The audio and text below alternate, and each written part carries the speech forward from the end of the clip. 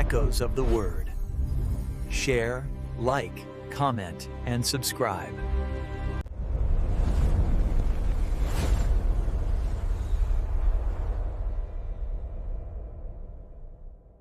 But only one man, an outsider, a Samaritan, turns back to say, "Thank you." Then, in his suffering, he declared, "I have decided to follow Jesus. No turning back." Carry that gratitude with you today. No turning back. Amen.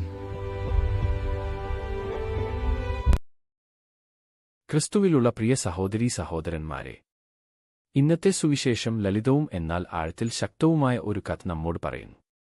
ശരീരം തകർന്നും ഹൃദയം തളർന്നും 10 കുഷ്ഠരോഗികൾ അകലെ നിൽക്കുന്നു. അവർ യേശുവേ, ഗുരോ, ഞങ്ങളോട് കരുണ കാണിക്കണമേ എന്ന് നിലവിളിക്കുന്നു.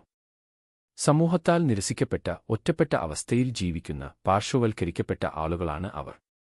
എന്നിട്ടും അവരുടെ കഷ്ടപ്പാടുകളിലും അവർക്ക് ഇപ്പോഴും വിശ്വാസമുണ്ട്, യേശുവിന്റെ നാമം വിളിച്ചപേക്ഷിക്കാൻ തക്ക വിശ്വാസം. കരുണ നിറഞ്ഞ യേശു അവർക്ക് ഉത്തരം നൽകുന്നു. പുരോഹിതന്മാർക്ക് പോയി തങ്ങളെ തന്നെ കാണിക്കാൻ അവൻ അവരോട് പറയുന്നു. അവർ പോകുമ്പോൾ അവർ സുഖം പ്രാപിക്കുന്നു. 10 കുഷ്ഠരോഗികൾ വിശ്വാസത്തോടെ ആ യാത്ര ആരംഭിക്കുന്നു. പക്ഷേ ശ്രദ്ധേയമായ ഒന്ന് സംഭവിക്കുന്നു. ഒരാൾ മാത്രം തിരിഞ്ഞു നോക്കുന്നു. ഒരാൾ മാത്രം തന്റെ കാലടികളിൽ നിർത്തി സംഭവിച്ചതിന്റെ വ്യാപ്തി മനസ്സിലാക്കി നന്ദി പറയാൻ മടങ്ങിവരുന്നു. അവൻ യേശുവിന്റെ കാൽക്കൽ വീണു ഉച്ചത്തിൽ ദൈവത്തെ സ്തുതിക്കുന്നു.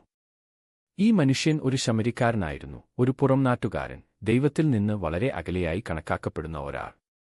എന്നിരുന്നാലും യഥാർത്ഥത്തിൽ കാണുന്നത് അവനാണ്, മറ്റുള്ളവരല്ല. അവന്റെ ഹൃദയം ദാനത്തിന് മാത്രമല്ല, ദാതാവിനും തുറന്നിരിക്കുന്നു. തനിക്ക് ലഭിച്ച സൗഖ്യം വെറും ശാരീരികമല്ലെന്ന് അവൻ തിരിച്ചറിയുന്നു, അത് ആത്മീയമാണ്. ദൈവത്തിന്റെ കരുണയെ അവൻ മുഖാമുഖം നേരിട്ടിട്ടുണ്ട്. യേശു അവനെ നോക്കുമ്പോൾ 10 പേർ ശുദ്ധീകരിക്കപ്പെട്ടില്ലേ? 9 പേർ എവിടെ? എന്നിട്ട് അവൻ നന്ദിയുള്ള ഈ മനുഷ്യനോട് പറയുന്നു, എഴുന്നേറ്റു പോകൂ, നിന്റെ വിശ്വാസം നിന്നെ സുഖപ്പെടുത്തിയിരിക്കുന്നു. ഇവിടെ എന്താണ് സംഭവിക്കുന്നതെന്ന് ശ്രദ്ധിക്കുക.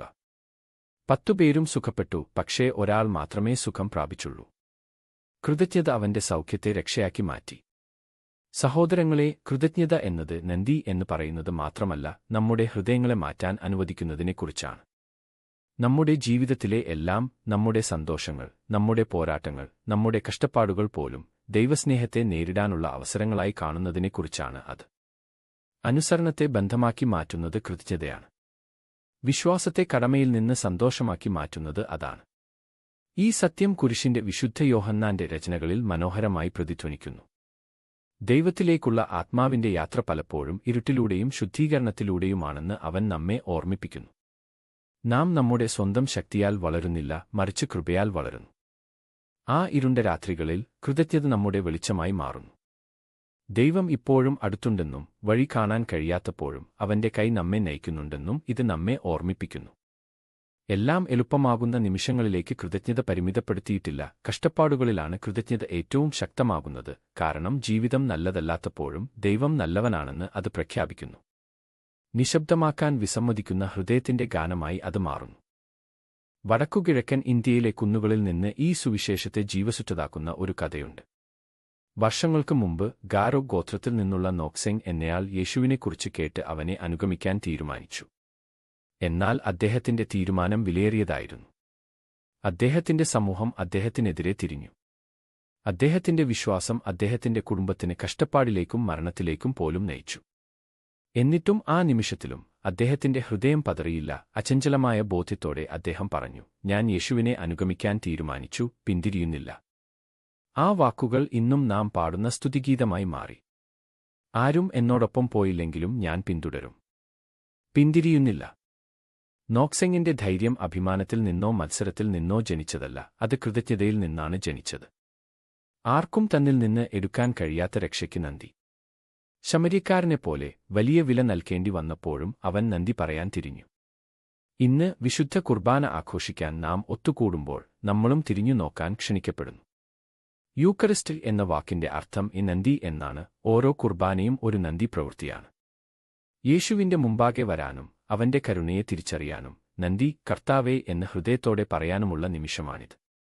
ഇവിടെ നമ്മുടെ വിജയങ്ങളും പരാജയങ്ങളും, നമ്മുടെ വിശ്വാസവും നമ്മുടെ സംശയവും നാം എല്ലാം അവന്റെ മുമ്പാകെ കൊണ്ടുവരുന്നു. പകരമായി അവൻ തന്നെത്തന്നെ നമുക്ക് നൽകുന്നു. ആ സമ്മാനം സ്വീകരിക്കാൻ കൃതജ്ഞത നമ്മുടെ ഹൃദയങ്ങളെ തുറക്കുന്നു. അതിനാൽ നമുക്ക് ആ ഒരു ശമരിക്കാരനെ പോലെയാകാം. ദൈവത്തിന്റെ നന്മയെ നമുക്ക് നിസ്സാരമായി കാണരുത്.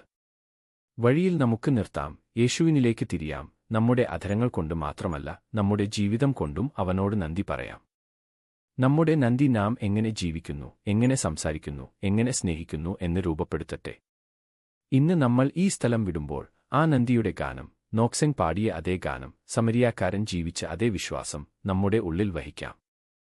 ഞാൻ യേശുവിനെ അനുഗമിക്കാൻ തീരുമാനിച്ചു.